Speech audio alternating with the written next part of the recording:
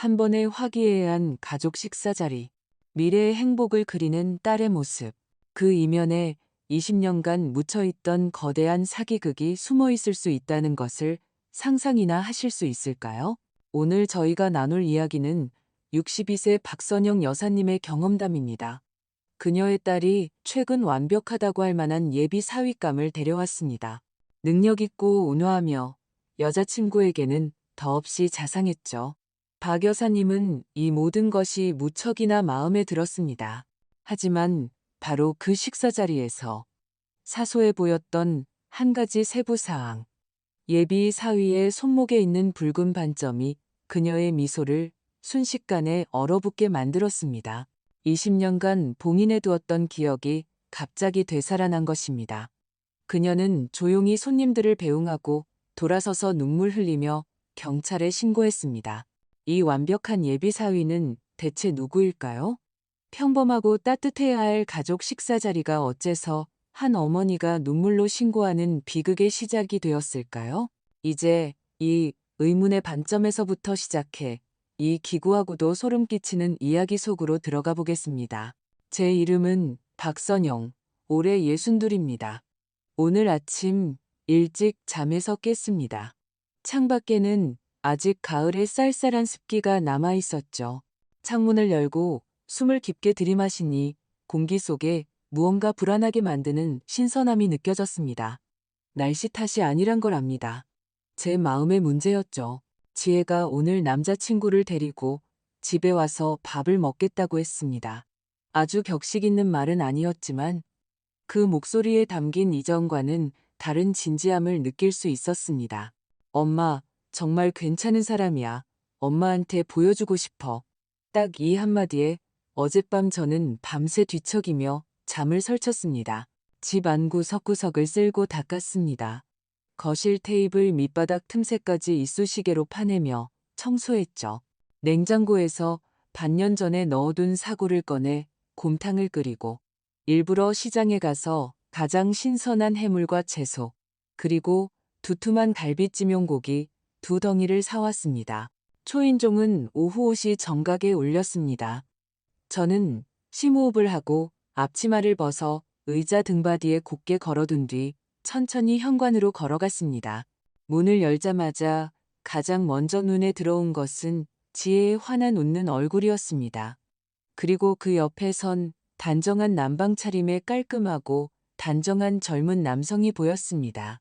엄마, 이 사람은 김민준 씨야. 어머님, 안녕하십니까? 오늘 이렇게 찾아뵙게 되어 정말 영광입니다. 그는 허리를 굽히며 고급 한과 선물 상자를 건넸습니다. 목소리는 차분했고 표정은 예의 발랐습니다. 제가 입을 열기도 전에 지혜가 의기양양한 얼굴로 제게 윙크를 했습니다. 어때? 괜찮지? 라고 말하는 듯한 모습이었죠. 저는 미소를 지으며 선물 상자를 받아들었습니다. 오기만 해도 되는데 뭘 이런 것까지.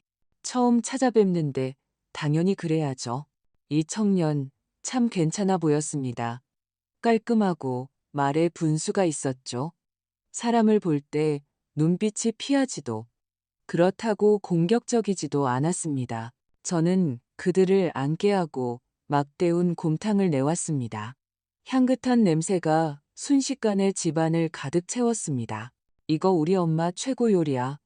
나 집에 올 때마다 꼭 먹는 거. 지혜가 웃으며 말했습니다. 김민준 씨도 연신 고개를 끄덕였습니다. 어머님 정말 대단하세요. 이 냄새만 맡아도 배가 고파지네요. 식사하는 동안 그는 지혜에게 무척 자상했습니다. 지혜가 피망을 먹지 않는 것을 기억하고 조용히 그녀의 그릇에서 피망을 모두 골라내 주었습니다. 틈틈이 지혜에게 반찬을 집어주는 등 세세한 부분에서 사람을 챙길 줄 알았습니다. 우리는 즐겁게 대화를 나눴습니다. 그는 어릴 때부터 캐나다에서 어머니와 함께 자랐다고 했습니다. 한국말은 유창했지만 한국의 몇몇 문화나 풍습에 대해서는 아직 잘 모른다고 했죠. 그의 아버지는 사업가로 늘 여러 곳을 돌아다니며 사업을 해서 부자간에 만날 일이 거의 없다고 했습니다. 딸 지혜가 그를 바라볼 때 눈 속에 감출 수 없는 사랑과 존경이 가득한 것을 보며 제 마음속 마지막 한 줄기 걱정도 완전히 사라졌습니다. 저녁 식사 후 지혜와 민준 씨가 서로 설거지를 하겠다고 나섰습니다. 저는 그들을 말릴 수 없어 젊은 두 사람이 주방에서 웃고 떠들며 바쁘게 움직이는 것을 내버려 두었습니다. 저는 거실 소파에 앉아 민준 씨가 가져온 좋은 차를 마시며 그들의 다정한 뒷모습을 바라보았습니다. 저도 모르게 입꼬리가 올라갔죠. 저는 휴대폰을 꺼내 이 보기 드문 따뜻한 순간을 사진으로 남기고 싶었습니다. 지혜야, 민준 씨, 여기 좀 봐. 제가 나지막이 불렀습니다. 두 사람은 소리를 듣고 웃으며 돌아섰습니다. 지혜의 손에는 아직 거품이 묻어 있었고 장난스럽게 민준 씨 얼굴에 묻혔습니다. 민준 씨는 그 순새를 틈타 손을 뻗어 지혜의 어깨를 사랑스럽게 감쌌습니다. 바로 그가 팔을 들어 올리고 단정한 남방 소매를 걷어 올리는 그 순간 제 시선은 무심코 그의 드러난 오른쪽 손목 안쪽에 머물렀습니다. 그곳에는 선명한 매화 모양의 마치 주사로 낙인을 찍은 듯한 붉은 반점이 있었습니다. 쨍그랑 제 손에 들려있던 찻잔이 손을 떠나 거실 대리석 바닥에 세게 부딪혔습니다. 산산조각이 났죠. 뜨거운 찬물이 제 바지를 적셨지만 저는 전혀 알아차리지 못했습니다. 제 심장은 보이지 않는 거대한 손에 꽉 쥐어진 듯 순식간에 멎었습니다. 온몸의 피가 그 순간 모두 굳어버린 것 같았습니다. 엄마, 왜 그래? 어머님, 괜찮으세요? 지혜와 민준 씨가 놀라 소리치며 주방에서 달려나왔습니다. 지혜는 빗자루를 가져와 허둥지둥 바닥에 파편을 치웠고 민준 씨는 몸을 낮춰 휴지를 꺼내 제 바지에 찬물을 닦아주려 했습니다. 하지만 저는 마치 혈이 막힌 사람처럼 꼼짝도 할 수 없었습니다. 제 눈은 그의 손목, 그의 움직임에 따라 더욱 선명해지는 그 반점에 죽은 듯이 고정되어 있었습니다. 아니야, 그럴 리가 없어. 어떻게 이렇게 우연일 수가. 제 머릿속이 윙하고 울렸습니다. 마치 수많은 낡은 영사기가 동시에 미친 듯이 돌아가기 시작하는 것 같았습니다. 제가 일부러 20년간 봉인해두고 세월에 묻혀 희미해졌던 고통스러운 기억을 가장 잔인한 방식으로 다시 화면에 비추고 있었습니다. 그것은 20년 전 역시나 떠들썩했던 성공 축하 파티였습니다. 제 남편 진우 씨와 그가 가장 신뢰했던 동업자 이성진이 그들이 공동으로 설립한 청해기술 이 첫 수십억 원대 해외 수주를 따낸 것을 의기양양하게 축하하고 있었죠. 그때의 진우 씨 눈에는 미래에 대한 무한한 희망이 반짝였습니다. 술자리에서 이성진의 아내는 갓 태어난 아들을 안고 사람들의 축복을 자랑스럽게 받고 있었습니다. 똑똑히 기억합니다. 그날 저는 호기심의 강보에 쌓인 아기를 어루만졌습니다. 저는 그 작고 분홍빛의 손을 가만히 쥐었습니다. 바로 그때 저는 보았습니다. 그 아기의 여린 오른쪽 손목 안쪽에도 똑같은 마치 붉은 매화가 막 피어난 듯한 반점이 있었습니다. 저는 웃으며 이성진의 아내에게 말했죠. 이 반점 참 특별하네요. 작은 매화꽃 같아요. 나중에 잃어버릴 일은 없겠어요. 그녀는 그때 무척 행복한 얼굴로 웃었습니다. 하지만 바로 그 축하 파티가 끝난 지 한 달도 채 되지 않아 진우 씨가 친형제처럼 믿었던 동업자 이성진은 회사의 모든 자산과 그 계약의 성금 전액을 들고 증발하듯 사라져버렸습니다. 그가 진우 씨에게 남긴 것은 텅 빈 껍데기뿐인 회사, 산더미처럼 쌓인 은행빚과 끝도 없는 소송들이었습니다. 그날 이후로 남편의 얼굴에서 미소는 다시는 찾아볼 수 없었습니다. 그는 이상으로 가득 찼던 창업가에서 실패와 배신의 그림자에 짓눌려 사는 과묵한 사람으로 변해버렸습니다. 그는 한두 번이 아니라 제게 말했습니다. 선영아, 내가 미안해. 나 자신을 용서할 수가 없어. 그때 저는 그를 끌어안으며 당신 잘못이 아니야라고 말할 수밖에 없었지만 그는 끝내 그 그림자에서 벗어나지 못했습니다. 10년 후 그는 필사적으로 빚을 다 갚고는 세상을 떠났습니다. 의사는 심각한 우울증으로 인한 심근경색이라고 했지만 저는 압니다. 그를 죽인 것은 병이 아니었습니다. 10년간 쌓여 풀 굳었던 그 억울함이었습니다. 저는 지혜에게 아빠의 진짜 사인을 말한 적이 없습니다. 아이는 그저 아빠가 우울증으로 돌아가셨다고만 알죠. 하지만 그 우울증이 어떻게 시작되었는지는 모릅니다. 그리고 저 또한 그 붉은 매와 반점을 잊은 적이 없습니다. 이성진을 찾는 것을 포기한 적도 없었죠. 하지만 경찰은 끝내 그의 행방을 찾지 못했습니다. 그 시절에는 디지털 흔적이라는 게 거의 없었고, 그는 이미 신분을 바꾸고 여권을 만들어 누구도 손댈 수 없는 곳으로 도망쳤을 테니까요. 평생 이렇게 끝날 것이라고 생각했었습니다. 그런데 오늘 이 반점의 등장은 마치 과거의 맹독을 묻힌 열쇠처럼 제 마음속 이미 딱지가 앉았지만 단 한 번도 제대로 아문 적 없는 상처를 다시 헤집어 놓았습니다. 어머님, 어머님, 왜 그러세요? 안색이 너무 안 좋으세요. 민준 씨의 목소리가 저를 그 숨막히는 기억 속에서 끌어냈습니다. 저는 정신을 차리고 눈앞에 걱정 가득한 정중한 얼굴을 보았지만 마음속에서는 뼛속까지 시린 한기가 밀려왔습니다. 저는 고개를 저으며 우는 것보다 더 보기 힘든 미소를 억지로 지어 보였습니다. 목소리는 잠겨 있었죠. 아니에요. 늙어서 손발에 힘이 없어서 실수로 미끄러졌네요. 저는 감히 그를 다시 쳐다볼 수 없었습니다. 더더욱 그의 손목에 있는 제게는 마치 저승사자의 부적과도 같은 그 반점을 볼 수가 없었습니다. 저는 그저 소파를 붙잡고 비틀거리며 일어서서 그들에게 말했습니다. 나 좀 피곤해서 방에 들어가서 쉬어야겠어. 너희 젊은이들끼리 얘기 좀 나눠. 말을 마치고 저는 거의 도망치듯 제 방으로 들어가 문을 세게 닫아버렸습니다. 문을 닫고 차가운 문에 등을 기댄 채 온몸의 힘이 다 빠져나간 듯 천천히 바닥에 주저앉았습니다. 거실에서는 희미하게 딸과 민준 씨의 웃음소리와 유리 조각을 치우는 소리가 들려왔습니다. 그 다정한 소리가 지금 제 귀에는 지옥에서 들려오는 달콤하고 치명적인 자장가처럼 들렸습니다. 저는 책장 앞으로 기어가 가장 아래 서랍을 열었습니다.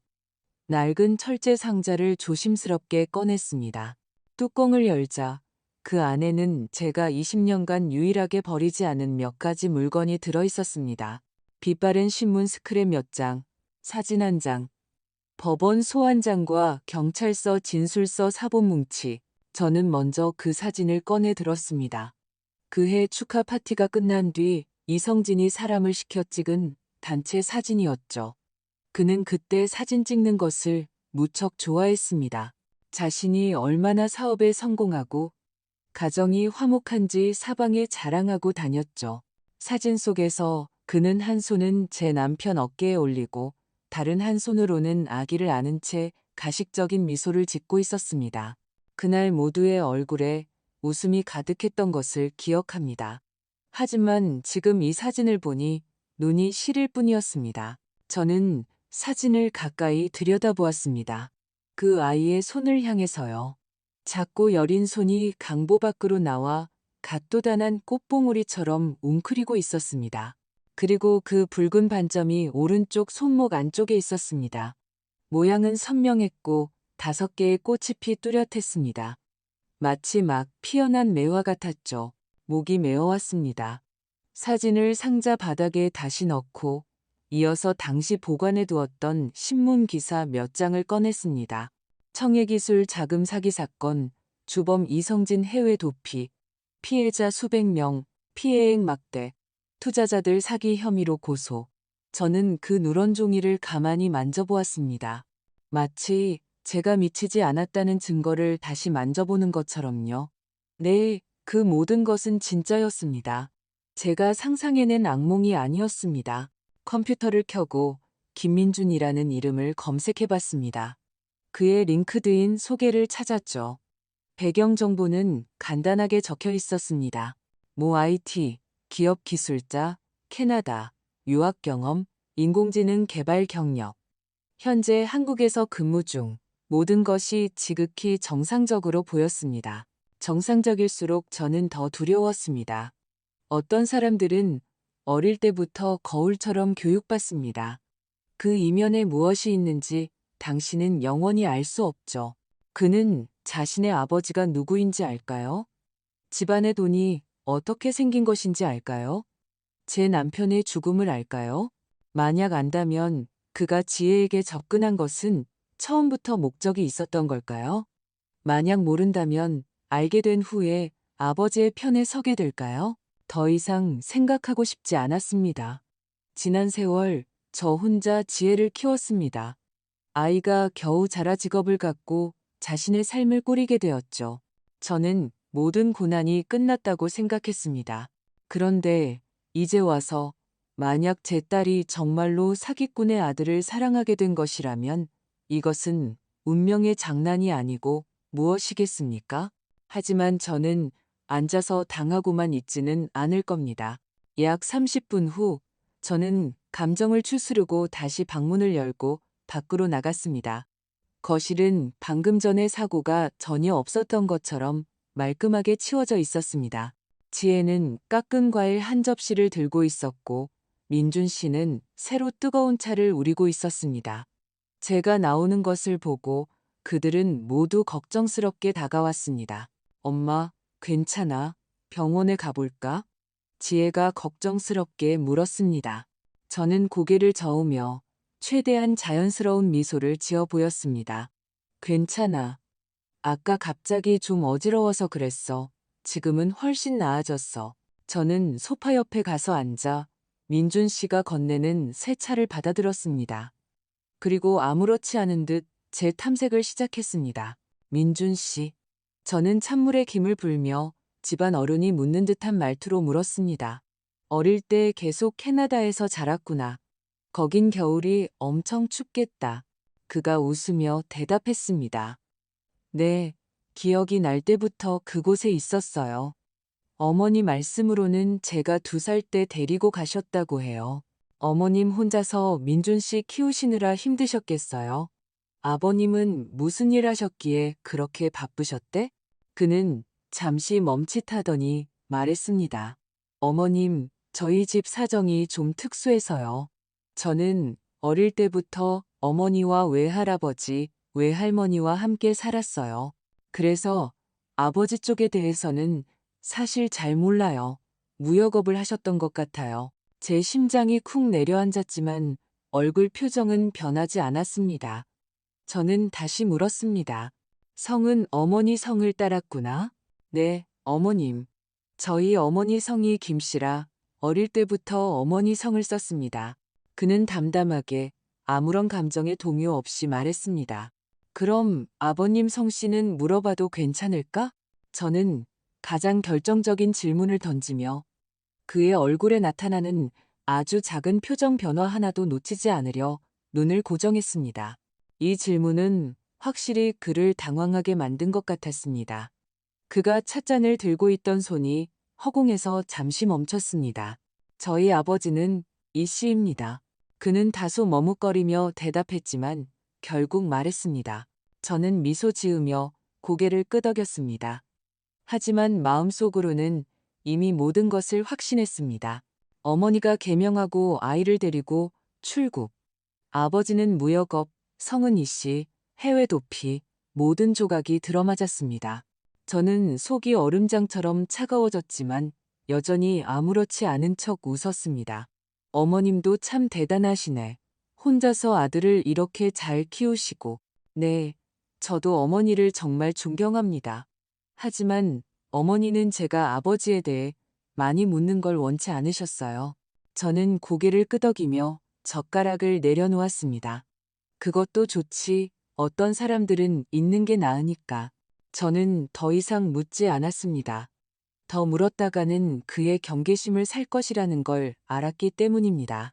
저는 억지로 버티며 그들과 의미 없는 잡담 몇 마디를 더 나누고 몸이 좋지 않다는 핑계로 지치고 힘든 가족 식사를 끝냈습니다. 그들을 문 밖으로 배웅할 때 제 손가락은 문고리를 꽉 쥐고 있었습니다. 그들의 모습이 엘리베이터 안으로 사라지고 문이 닫히고 나서야 천천히 손을 풀었습니다. 집안이 조용해지자 저는 온몸에 힘이 빠져나간 듯 바닥에 주저앉았습니다. 저는 너무나도 잘 알고 있었습니다. 그는 이성진의 아들이었습니다. 그가 아버지가 무슨 짓을 했는지 모를 수도 있습니다. 하지만 그의 몸에는 제 남편의 일생을 망가뜨린 그 사기꾼의 피가 흐르고 있었습니다. 창밖을 바라보았습니다. 밤은 깊었고 서울의 가로등은 별처럼 반짝였습니다. 저는 진우 씨가 마지막 해에 밤새도록 베란다에 앉아 담배를 피우던 뒷모습을 떠올렸습니다. 한 갭이 또 한 갭이 자욱한 연기 속에 그의 얼굴은 보이지 않았습니다. 저는 책장을 열고 그 낡은 철제 상자를 다시 꺼냈습니다. 이제 무언가 하지 않으면 영원히 기회가 없을 것이라는 걸 알았습니다. 저는 눈물을 닦고 그 누렇게 바랜 서류 더미 속에서 당시 이 사건을 담당했던 경찰서 경제범죄수사팀 강 반장님의 명함을 찾아냈습니다. 그리고 수화기를 들고 20년간 다시는 누를 일이 없을 것이라고 생각했던 그 번호를 눌렀습니다. 전화가 연결된 후 저는 저편을 향해 울음 섞인 하지만 더없이 단호한 목소리로 한자 말했습니다. 여보세요. 경찰서 경제범죄수사팀이죠? 저 20년 전 청해기술 사기 사건 주범 이성진에 대한 최신 단서를 제보하려고 합니다. 그 전화를 마친 후 저는 거의 뜬 눈으로 밤을 지새웠습니다. 20년의 원한과 그리움이 제 마음속에서 파도처럼 밀려왔다 밀려갔습니다. 때로는 남편 진우 씨가 임종 직전 보였던 그 억울한 눈빛이 떠올랐고 때로는 행복에 잠겨 아무런 방비도 없는 딸 지혜의 웃는 얼굴이 떠올랐습니다. 제 이 결정이 지혜에게 얼마나 잔인한 폭풍이 될지 알고 있었습니다. 며칠 후 낯선 번호로 전화가 걸려왔습니다. 전화기 저편에서는 차분하고 힘있는 남자의 목소리가 들려왔습니다. 박선영 씨 되십니까? 저는 경제범죄 수사팀 강철중입니다. 며칠 전 제보해 주신 단서에 대해 직접 만나서 몇 가지 여쭤볼 것이 있습니다. 그는 바로 20년 전 제 남편 사건을 담당했던 강경관이었습니다. 20년이 지나 그는 젊은 형사에서 팀의 반장이 되어 있었습니다. 우리는 집 근처 카페에서 만났습니다. 저는 제 모든 의심과 그날 밤 민준 씨와 나눴던 대화를 하나도 빠짐없이 그에게 말했습니다.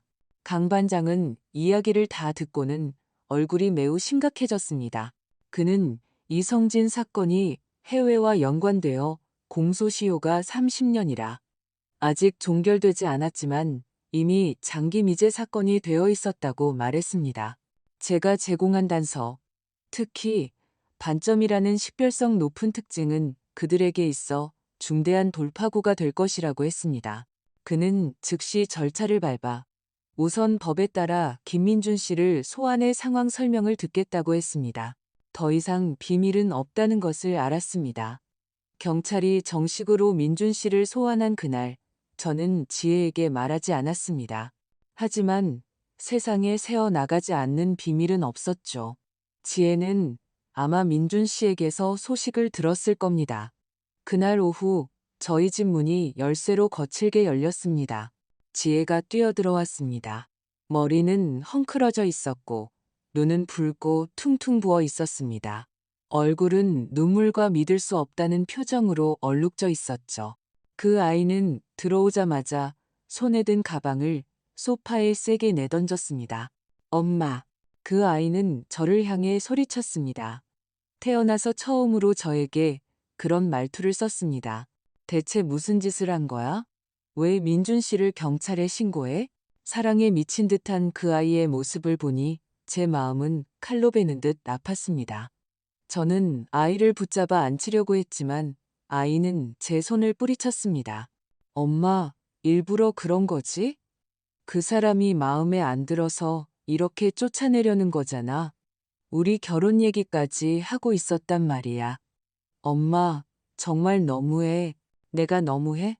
그 아이의 비난을 듣자 제 마음속에 억눌려 있던 억울함과 슬픔도 터져 나왔습니다. 지혜야, 너 지금 무슨 말을 하는지 알고 있니? 너 그 사람 아버지가 누군지 알아? 그 남자의 아버지는 내 아빠를 죽게 만든 원수야. 우리 집을 천국에서 지옥으로 떨어뜨린 죄인이라고. 원수라니, 무슨 원수? 아빠는 우울증으로 돌아가셨잖아. 지혜는 완전히 얼어붙었습니다. 저는 한숨을 쉴 수밖에 없었습니다. 앉아, 엄마가 할 말이 있어. 아이는 앉지 않으려 했습니다. 눈빛은 온통 경계심으로 가득했죠. 일단 앉아. 저는 목소리에 힘을 주었습니다. 아이는 잠시 망설이다가 결국 소파 가장자리에 걸터 앉았습니다. 저는 방으로 들어가 그 철제 상자를 들고 나와 천천히 그리고 단호하게 아이 앞에 놓았습니다. 이게 뭐야? 아이가 물었습니다. 저는 대답하지 않고 뚜껑을 열어 하나씩 꺼냈습니다. 그 사진, 그 서류 뭉치, 신문 스크랩, 경찰 진술서. 이걸 20년 동안 간직했어. 저는 말했습니다. 바로 오늘을 위해서. 아이는 미간을 찌푸리며 그 종이들을 들여다보았습니다. 처음에는 이해할 수 없다는 표정이었지만 이내 충격으로 변했습니다. 이게 무슨 뜻이야? 내 아빠는, 저는 심호흡을 했습니다. 눈물이 눈가에 맺혔습니다. 단순한 우울증으로 돌아가신 게 아니야. 벼랑 끝으로 내몰려 돌아가신 거라고. 아이는 눈을 크게 뜨고 숨을 멈췄습니다. 저는 한자 한자 말했습니다. 그때 아빠는 다른 사람과 동업해서 회사를 차렸어. 상대방은 함께 회사를 키우자고 맹세했지. 하지만 가장 큰 계약을 따낸 직후 그 사람이 모든 자금을 들고 사라졌어. 계약금까지 전부 빼돌려서 말이야. 그렇게 사람이 증발해버렸다고. 저는 아이를 바라보며 말했습니다. 그 사람 이름이 이성진이야. 아이는 눈을 더욱 크게 떴고 얼굴은 점점 창백해졌습니다. 우리 집은 하루아침에 파산했어.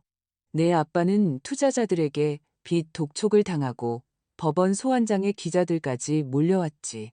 아무도 아빠의 해명을 들어주지 않았고 아무도 도와주지 않았어. 그때 넌 너무 어려서 아무것도 몰랐지. 나중에 내 아빠는 심각한 우울증에 걸렸고 약을 먹고 잠 못 이루고 술을 마셨어. 결국 내가 구급차를 불렀지. 저는 코를 훌쩍이며 오랫동안 쌓아두었던 말을 꺼냈습니다. 그 사람이 바로 김민준 씨의 아버지야. 아이는 고개를 저었습니다. 입술이 떨렸죠. 엄마, 혹시 착각한 거 아니야? 저는 감정을 억누르며 말했습니다. 나는 그 아이를 본 적이 있어. 20년 전 축하 파티에서 그 사기꾼이 갓 태어난 아들을 데려왔거든. 우리한테 보여주면서 무슨 복덩이라나. 그 아이 손에 붉은 반점이 있었어. 매화꽃처럼 생긴. 오른쪽 손목 안쪽에. 저는 아이를 똑바로 쳐다보며 낮은 목소리로 물었습니다.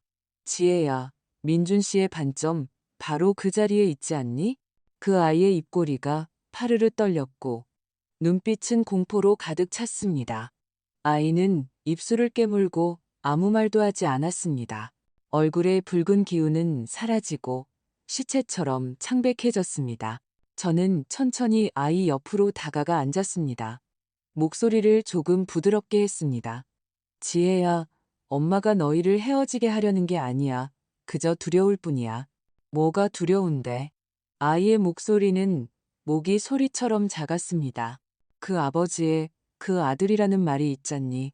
이 말을 내뱉을 때 저는 아이를 보고 있었지만 마음속은 떨리고 있었습니다.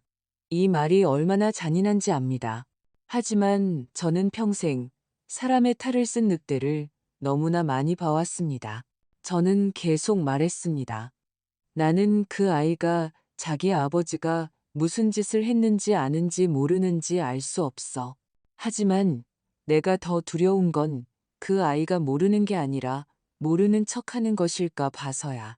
엄마, 그 사람은 그런 사람 아니야. 아이는 여전히 반박하려 했습니다.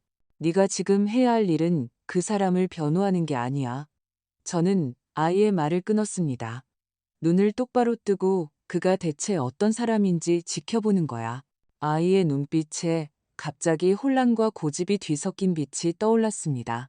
난 이미 경찰에 신고했어. 제가 말했습니다. 경찰이 조사할 거야. 만약 그가 정말 무고하다면 아무것도 두려워할 필요 없어. 아이는 대답하지 않고 그저 고개를 숙여 그 누렇게 바랜 종이들을 쳐다볼 뿐이었습니다. 마침내 아이는 제 차가운 손가락을 가만히 잡으며 눈물을 흘리며 말했습니다. 엄마, 미안해. 저는 안도의 한숨을 쉬었습니다. 아이가 제 말을 알아들었다는 것을 알았습니다. 딸 지혜는 집에서 꼬박 하루를 울었습니다. 다음 날 아이는 스스로 민준 씨에게 문자를 보내 밖에서 만나자고 약속했습니다. 저는 말리지 않았습니다. 다만 아이가 집을 나서기 전에 말했습니다. 지혜야, 그가 무슨 말을 하는지만 듣지 말고 그가 무엇을 하는지를 봐야 해. 그날 오후 저는 혼자 집에 앉아 안절부절 못했습니다. 마음속으로 수만 가지 가능성을 상상했습니다. 어쩌면 민준 씨가 딱 잡아뗄지도 모릅니다. 어쩌면 지혜와 크게 싸우고는 화를 내며 떠나버릴지도 모르죠. 혹은 최악의 경우 모든 것을 인정하고는 영원히 사라져 버릴지도 모릅니다. 저녁 무렵 지혜가 돌아왔습니다. 눈은 여전히 붉고 부어 있었지만 표정은 제가 한 번도 본 적 없는 슬픔과 한 가닥의 안도가 뒤섞인 평온함이었습니다. 아이는 제게 말했습니다. 민준 씨가 경찰서에서 이미 DNA 대조를 통해 자신의 신분이 확인되었다고요. 그는 틀림없이 이성진의 친아들이었습니다. 다만 그는 어릴 때부터 어머니를 따라 해외에서 생활했고 아버지가 한국에서 저지른 과거에 대해서는 전혀 알지 못했다고 합니다. 그의 기억 속 아버지는 그저 늘 집에 돌아오지 않고 제때 돈만 붙여주는 희미한 성공한 사업가의 이미지였을 뿐이라고요. 지혜의 목소리는 아주 가늘었습니다. 그 사람이 경찰에 아버지의 죄를 인정했어. 그런 아버지를 둔 것이 부끄럽다고 했대. 지혜는 잠시 말을 멈추고 고개를 들어 저를 바라보았습니다. 그리고 엄마를 만나고 싶대. 제 심장이 쿵 내려앉았습니다. 나를 자기가 직접 모든 걸 설명하고 싶다고 했어. 저는 눈을 감았습니다. 한참 후에야 천천히 숨을 내쉬었습니다. 좋아. 다음 날 김민준 씨가 직접 우리에게 연락해 왔습니다. 약속 장소는 저희 집 아래층 카페였습니다. 그는 많이 초췌해 보였습니다. 턱에는 거뭇한 수염 자국이 올라와 있었고 늘 미소를 띠던 그 눈은 지금 핏발로 가득했습니다. 자리에 앉은 후 그는 처음에는 아무 말도 하지 않았습니다. 그저 저를 바라보며 어떻게 말을 꺼내야 할지 고심하는 듯 했습니다. 내가 왜 신고했는지 알아요? 제가 침묵을 깼습니다. 그는 고개를 끄덕였습니다. 알고 있습니다. 그는 고개를 숙이고 두 손을 깍지 꼈습니다. 손가락이 떨리고 있었죠. 저는 정말 아버지가 그런 일을 저질렀다는 걸 몰랐습니다. 저는 말없이 그를 지켜보았습니다. 저는 어릴 때부터 어머니와 함께 살았습니다. 어머니는 아버지에 대해 거의 말씀하지 않으셨어요. 어머니는 우리 가정을 지키기 위해 정말 노력하셨고 제게 부족함을 느끼게 한 적이 없으셨습니다. 그래서 저는 아버지의 과거를 추적해 볼 생각조차 하지 않았습니다. 그는 잠시 말을 멈췄습니다. 목소리가 조금 잠겼죠. 어젯밤에서야 경찰을 통해 처음으로 아버지의 이름을 들었고 그가 과거에 무슨 짓을 했는지 그리고 한 사람을 죽음으로 몰아넣었다는 것을 알게 되었습니다. 그는 고개를 들어 저를 바라보았습니다. 눈빛은 꾸밈없고 무거웠습니다. 어머님, 아버지를 변호하러 온 것이 아닙니다. 저는 움직이지 않고 조용히 듣고만 있었습니다. 그저 어머님께 사죄의 말씀을 드리고 싶어서 왔습니다. 그 말에 저는 순간 멍해졌습니다. 어머님, 그의 목소리는 쉬어 있었고 무거웠습니다. 제가 아버지의 과거에 대해 전혀 몰랐다고 해도 그것이 제가 어머님과 지혜 씨에게 상처를 준 것에 대한 변명이 될 수는 없습니다. 저는 아버지의 죄에 대해 제가 져야 할 책임을 다하겠습니다. 저는 그를 보았습니다. 마음속은 온갖 감정으로 복잡했습니다. 그의 태도는 흠잡을 데 없이 진실했습니다. 하지만 20년의 상처는 원수의 피를 물려받은 젊은이를 쉽게 믿지 못하게 했습니다. 저는 오랫동안 침묵하다가 겨우 입을 열었습니다. 어떻게 책임질 건가요? 그는 고개를 들었습니다. 눈빛에는 그의 나이를 뛰어넘는 단호함이 있었습니다.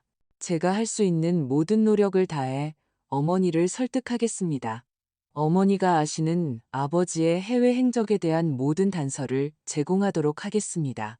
제가 아는 아버지의 모든 연락처, 은신 가능성이 있는 장소들, 심지어 제가 무심코 들었던 아버지 회사 자산에 대한 단서들까지 모두 정리해서 경찰에 제출하겠습니다.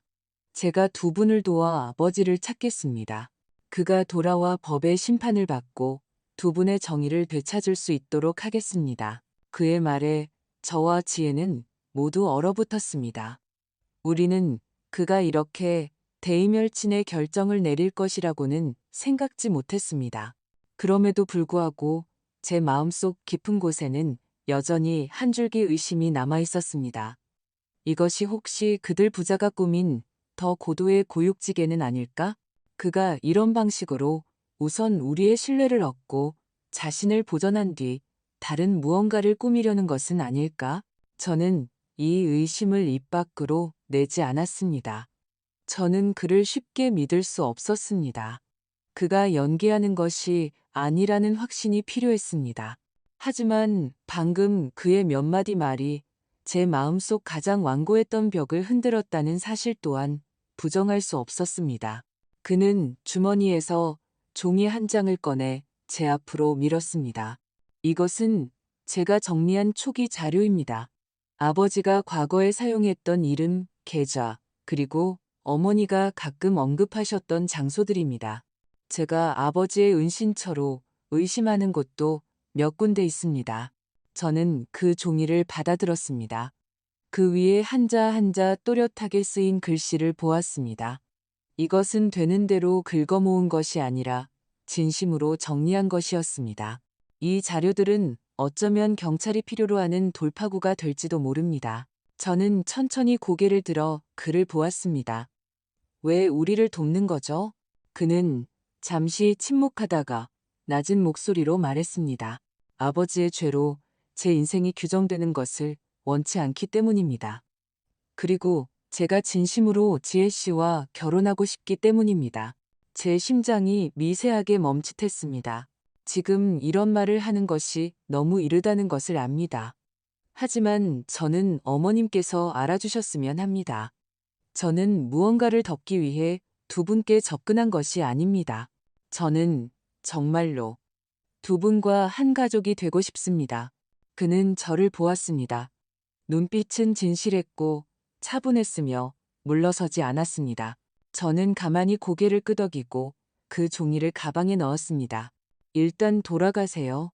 제가 말했습니다. 그는 자리에서 일어나 제게 허리를 굽혔습니다. 기회를 주셔서 감사합니다. 저는 대답하지 않고 그저 그의 떠나는 뒷모습을 오랫동안 바라보았습니다. 이 아이가 이성진의 아들이 아니었다면 나는 그를 무척 좋아했을 것이다. 하지만 하필이면 경찰은 곧 제게 연락해왔습니다. 이미 김민준 씨와 만났으며 그가 제공한 정보가 참고 가치가 있어 전담팀에 넘겨 추가 조사를 진행 중이라고 했습니다. 저는 단도직입적으로 물었습니다. 그가 협조적이었나요? 전화기 저편의 강 반장은 대답했습니다. 매우 협조적입니다. 저희가 상상했던 것보다 훨씬 더 적극적입니다. 저는 말없이 고개만 끄덕였습니다. 그 후 며칠간 민준 씨에게서는 거의 소식이 없었습니다. 저는 지혜에게 묻지 않았습니다.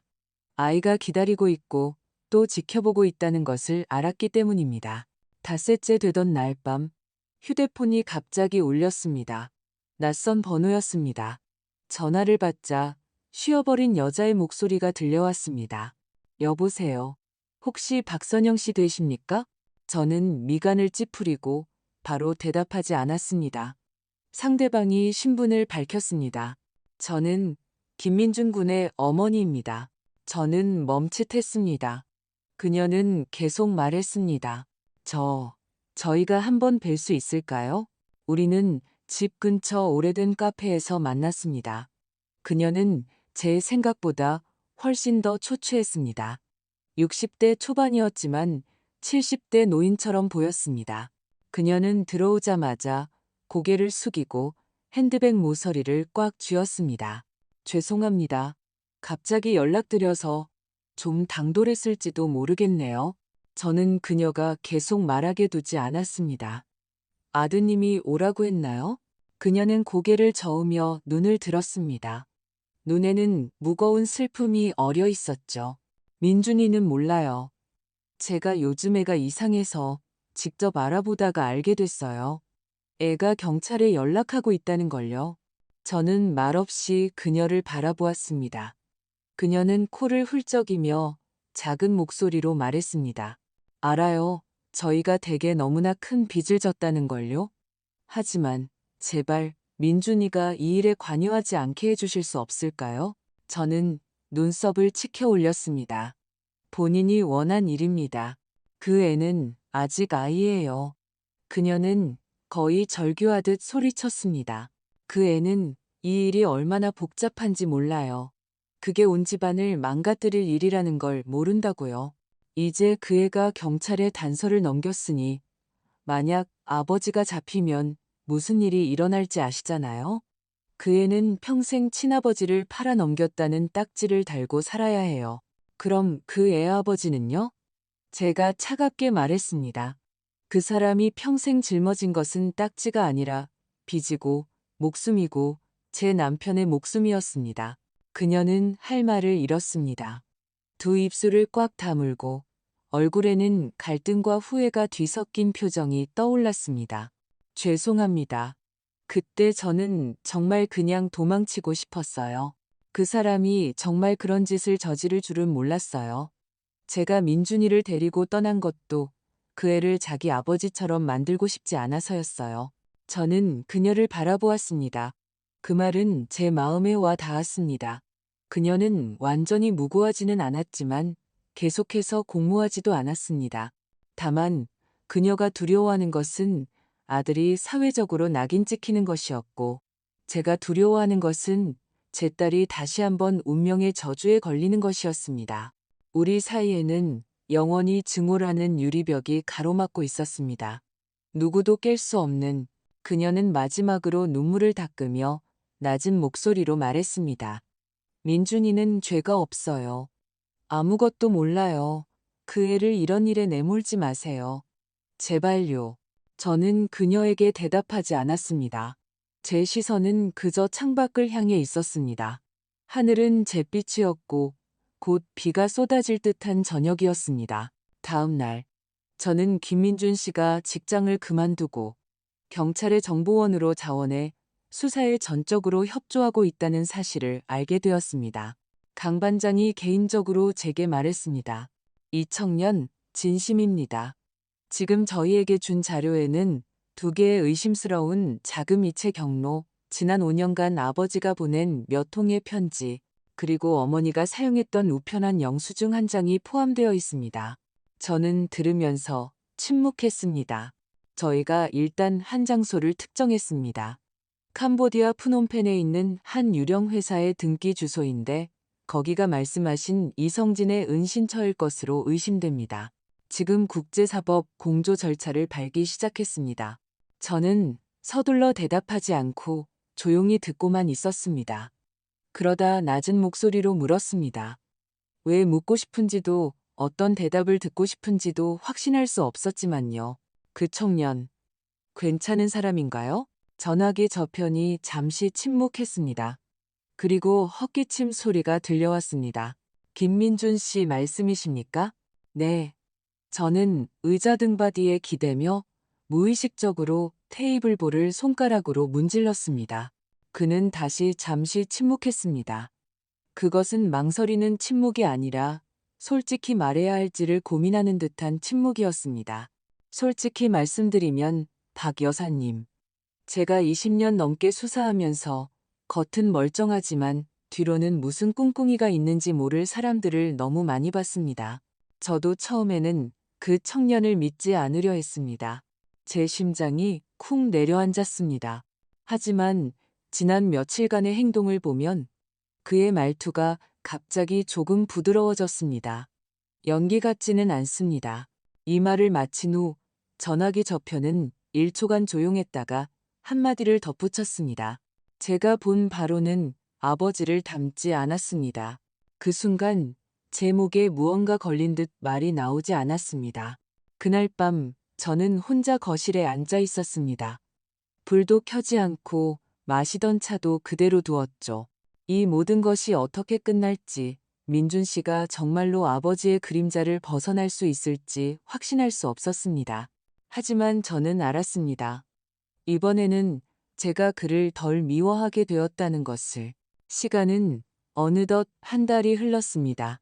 그리고 그날 경찰로부터 전화를 받은 순간부터 제 손은 떨림을 멈추지 않았습니다. 강 반장이 말했습니다. 저희가 인터폴과 공조하여 이성진의 현재 위치를 특정했습니다. 캄보디아 프놈펜 교회의 한 개인 장원에 숨어 있는 것으로 보입니다. 명목상으로는 물류 창고지만 실제로는 불법 자금 세탁의 중심지입니다. 저는 아무 말도 하지 못하고 수화기만 꽉 쥐었습니다. 다만 범죄인 인도 조약이 없어서 저희가 직접 체포할 수는 없습니다. 현재로서는 저희와 사법공조가 맺어진 제3국, 예를 들면 싱가포르나 태국 같은 곳으로 유인하는 것이 최선의 방법입니다. 그러려면 그가 절대적으로 신뢰하는 사람이 미끼 역할을 해야 합니다. 제 목에서는 소리가 나오지 않았습니다. 우리는 그 사람이 누구인지 알고 있었습니다. 그날 밤 지혜가 제게 말했습니다. 민준 씨가 이미 비행기표를 예매했다고요. 그는 어머니가 위독하다는 명의로 아버지에게 연락했고 급히 만나서 유언을 전하고 중요한 재산 서류에 서명해야 한다는 핑계로 20년간 만나지 못했던 아버지 이성진을 태국 방콕의 한 고급 중식당 룸으로 불러냈다고 했습니다. 그 말을 들었을 때 저는 그 자리에 얼어붙었습니다.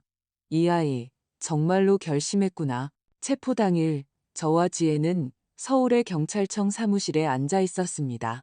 소형 카메라를 통해 전송되는 약간의 지연이 있는 화면을 통해 긴장하며 모든 것을 지켜보고 있었습니다. 식당 룸 안 구석에 앉은 남자는 선글라스를 끼고 모자를 푹 눌러 쓰고 있었습니다. 그가 고개를 들어 민준 씨를 보았습니다. 그 순간 표정에 잠시 망설임이 스쳤습니다. 자신의 아들이 맞는지 확인하는 것 같았죠. 민준이냐? 그가 낮은 목소리로 말했습니다. 민준 씨는 대답하지 않고 맞은편 의자를 빼서 앉았습니다. 두 사람 사이의 거리는 테이블 하나를 넘지 않았습니다. 네, 엄마는 안 왔어? 이성진이 미간을 찌푸렸습니다. 날 속였구나. 먼저 우리 가족을 속인 건 아버지예요. 민준 씨는 마치 신문 기사를 읽듯 평온하게 말했습니다. 이성진이 나지막이 욕설을 내뱉으며 일어서려 했습니다. 하지만 문방 유리창에 비친 잠복 형사 3명의 모습을 보았습니다. 그는 순간 멈칫했습니다. 너 신고했어? 그는 민준 씨를 노려보며 목소리를 떨었습니다. 민준 씨는 고개를 끄덕이지도 부정하지도 않았습니다. 그저 말했습니다. 아버지는 제가 태어났을 때부터 도망쳤어요. 책임으로부터, 법으로부터, 자기 자신으로부터 이제 끝내야 할 때예요. 이성진의 손이 떨리기 시작했습니다. 이게 무슨 의미인지 알아? 나 평생 감옥에서 썩어야 해. 민준 씨의 눈빛은 변하지 않았습니다. 진작에 들어갔어야 했어요. 내가 일부러 사람을 해치려 한 게 아니야. 그건 사업상의 판단 착오였어. 위험 부담이었다고. 아버지가 서명한 계약서였고, 아버지가 빼돌린 돈이었고, 아버지가 한 사람을 죽음으로 몰고 간 거예요. 이성진이 격분하여 테이블을 쳤습니다. 내가 널 몇 년을 먹여 살렸는데 절 키운 건 어머니예요. 공기가 얼어붙었습니다.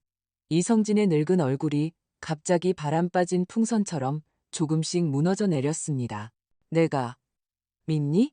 민준 씨는 몇 초간 침묵하다가 말했습니다. 아버지를 미워하지 않아요. 그저 아버지처럼 되고 싶지 않을 뿐이에요. 이성진은 그 순간 정말로 늙어버렸습니다. 그는 눈앞에 이단호한 아들을 보며 대세가 기울었음을 알았습니다.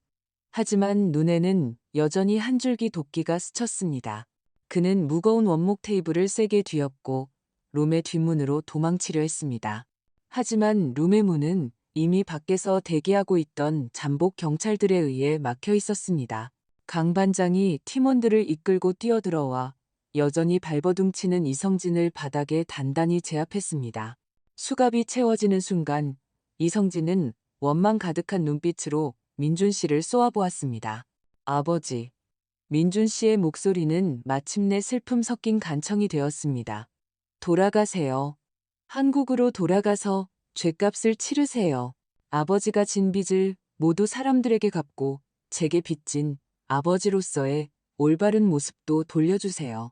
경찰청 사무실에서 저는 옆에서 이미 소리내어 울고 있는 딸을 힘껏 껴안았습니다. 제 눈물도 소리 없이 흘러내렸습니다. 20년이나 늦어진 이 추격전은 제게 있어 단순히 법적인 사건 종결이 아니었습니다. 제 운명에 대한 마지막 심판이었습니다. 이성진은 성공적으로 한국으로 압송되었습니다. 20년간 묻혀있던 이 국제 경제 범죄 사건도 마침내 마지막 사법 절차에 들어갔습니다. 재판이 열리는 날 저와 지혜 그리고 민준 씨는 다시 한번 법정 방청석에 함께 앉았습니다. 이번에 우리는 원고가 아니라 이 심판의 증인이었습니다. 피고인석의 이성진은 태국에서보다 더욱 늙고 초라해 보였습니다. 그는 아마 자신의 죄를 피할 수 없다는 것을 알았는지 처음부터 끝까지 고개를 숙인 채 한마디도 하지 않았습니다. 법정에서 검사는 민준 씨가 직접 정리한 반박할 수 없는 증거들을 하나씩 제시했습니다. 각각의 증거는 마치 무거운 망치처럼 그의 모든 가능한 변명을 산산조각 냈습니다. 재판 과정은 이례적으로 순조롭게 진행되었습니다. 마침내 판사는 당일 선고를 내렸습니다. 이성진은 악의적인 배임, 업무상 횡령 및 자금 세탁 등 여러 혐의가 인정되어 중형을 선고받았습니다. 동시에 법원은 그의 명의로 해외에 동결된 모든 불법 소득을 청산 후 피해자들에게 전액 반환하라고 판결했습니다. 판사가 법봉을 내리치며 전체 사건을 종결합니다라는 네 글자를 말했을 때 저는 길게 안도의 한숨을 내쉬었습니다. 저는 고개를 돌려 옆에 앉은 딸 지혜를 보았습니다. 아이의 눈가는 붉어져 있었고 제게 가만히 고개를 끄덕였습니다. 저는 다시 다른 쪽의 민준 씨를 보았습니다. 그는 그저 조용히 앉아 있었고 얼굴에는 아무런 표정도 없었지만 눈빛은 아버지가 법정 경위에게 끌려나가는 방향을 공허하게 바라보고 있었습니다. 법의 심판은 끝났지만 이 젊은이에게 있어 감정의 심판은 어쩌면 이제 막 시작된 것일지도 모른다는 것을 알았습니다. 법원을 나오니 햇살이 좋았습니다. 많은 옛 동료들과 남편의 사건으로 피해를 보았던 지인들이 문 앞에서 기다리고 있었습니다.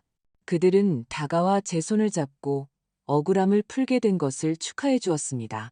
저는 그 모든 사람들을 지나쳐 홀로 구석에 서 있는 민준 씨 앞으로 걸어갔습니다. 그는 저를 보고 어쩔 줄 몰라 했습니다. 저는 아무 말도 하지 않았습니다. 그저 손을 뻗어 마치 어머니처럼 그의 어깨를 가만히 토닥여 주었습니다. 사건이 마무리된 지 일주일 후 민준 씨가 다시 집을 찾아왔습니다. 그는 단정한 흰색 남방을 입고 있었고 이전보다 조금 수척해 보였지만 미간의 무거운 그늘은 많이 옅어진 듯 했습니다.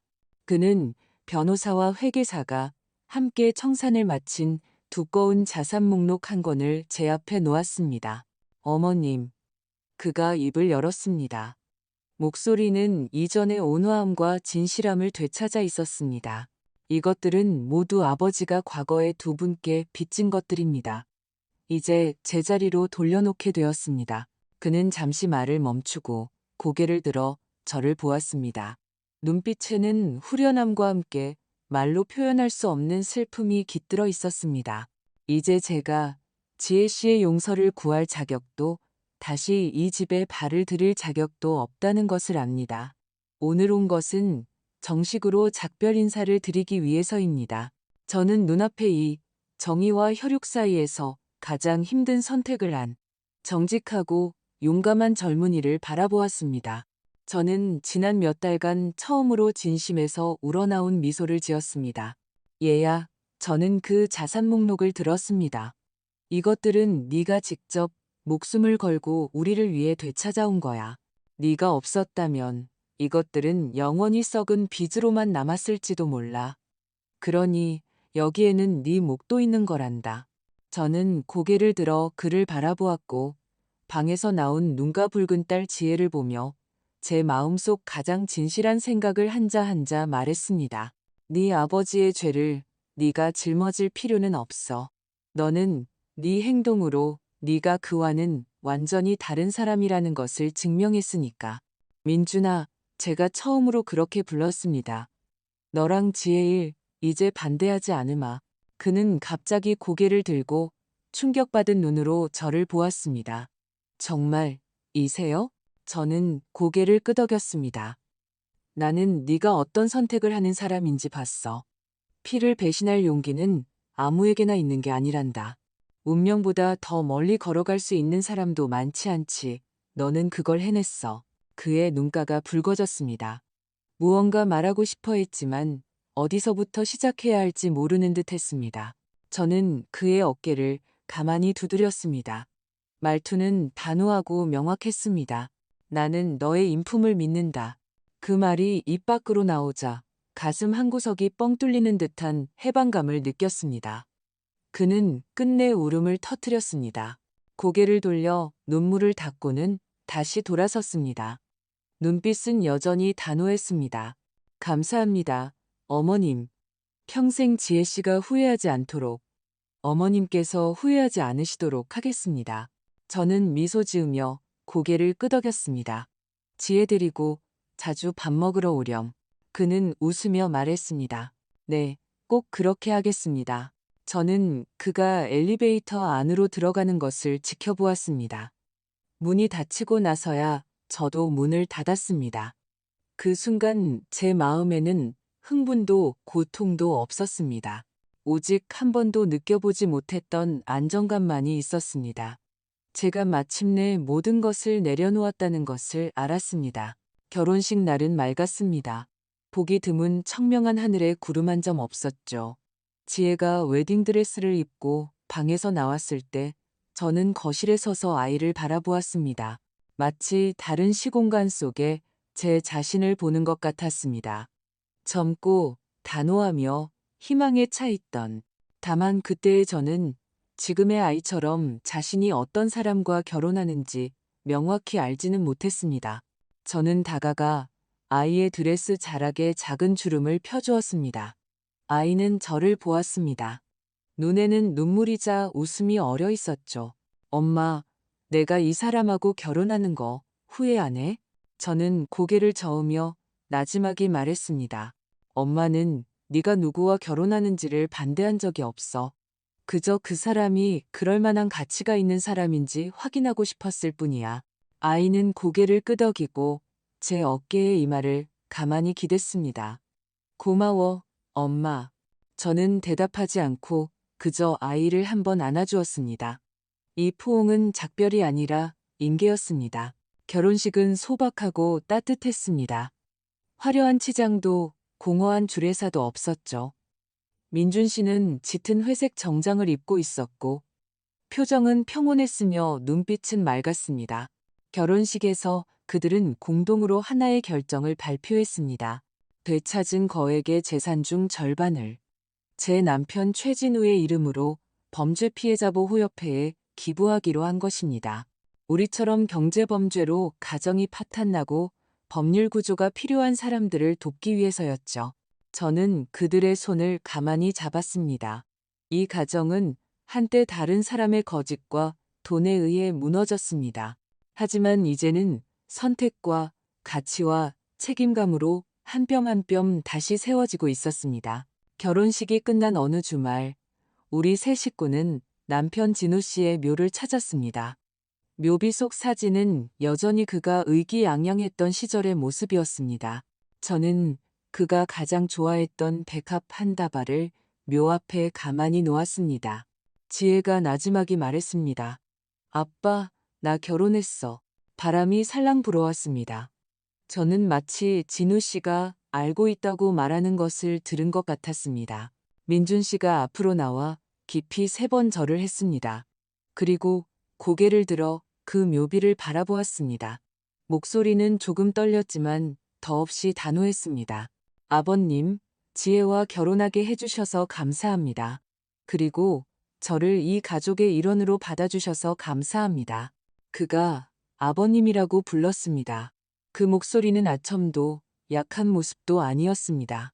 한 남자가 다른 남자에게 하는 약속이었습니다. 제가 대신해서 두 분을 잘 모시겠습니다. 저는 끝내 참지 못하고 돌아섰습니다. 눈물이 한 방울 한 방울 손등 위로 떨어졌습니다. 햇살이 묘지의 소나무 잎 사이를 뚫고 우리 몸 위로 얼룩덜룩하지만 따뜻한 빛을 뿌렸습니다. 저는 옆에서 서로에게 단단히 기댄 이 젊은 부부를 보았습니다. 우리 두 가정 사이에 20년간 가로놓여 있던 상처가 마침내 이 순간 사랑과 정의와 용서로 완전히 아물었다는 것을 알았습니다. 그해 가을 저는 63이 되었습니다. 딸은 시집을 갔고 원수는 죗값을 치렀으며 정의는 바로 섰습니다. 그리고 저는 마침내 꿈없는 잠을 잘 수 있게 되었습니다. 박선영 여사님과 그녀의 딸의 이 실제 경험담을 보시고 화면 앞에 여러분은 어떤 생각을 하셨습니까? 사건 전체에서 가장 감명 깊었던 것은 20년의 원한을 가로지른 그 매와 반점이었습니다. 그것은 마치 운명의 낙인처럼 두 가정의 비극과 희극을 단단히 엮어놓았습니다. 그리고 더욱 깊은 생각을 하게 만드는 것은 예비사위 김민준 씨가 진실 앞에서 보여준 선택입니다. 아버지가 저지른 끔찍한 죄 앞에서 그는 회피하거나 감싸주지 않았습니다. 대신 용감하게 나서서 대의멸친을 선택하고 피해자 가족이 정의를 되찾도록 도왔습니다. 이러한 행동은 전통적인 부모 자식 간의 윤리관 속에서는 의심할 여지 없이 충격적인 일입니다. 저희는 여러분의 의견을 듣고 싶습니다. 여러분은 김민준 씨의 선택이 칭찬받아 마땅한 정의로운 행동이라고 생각하십니까? 아니면 원가족에 대한 배신이라고 생각하십니까? 만약 여러분이 이런 윤리적 딜레마에 처했다면 어떤 선택을 하시겠습니까? 박선영 여사님이 처음의 의심과 경계에서 마지막에 수용과 축복에 이르기까지 이 신뢰의 변화를 여러분은 이해하실 수 있으신가요? 여러분은 이전 세대의 원한을 다음 세대가 짊어져야 한다고 생각하십니까? 아래 댓글창에 여러분의 생각을 남겨주세요. 여러분의 모든 댓글은 인간성, 정의, 그리고 가족에 대한 깊이 있는 탐구가 될 것입니다. 오늘 공유한 내용에 공감하셨거나 이 이야기가 흥미롭고 깊은 울림을 주었다고 생각하신다면 저희 채널을 구독해 주시고 이 진실한 이야기를 친구와 가족에게 공유해 주십시오. 댓글창에서 지혜로운 여러분 각자와 깊이 있는 교류를 나누기를 기대하겠습니다.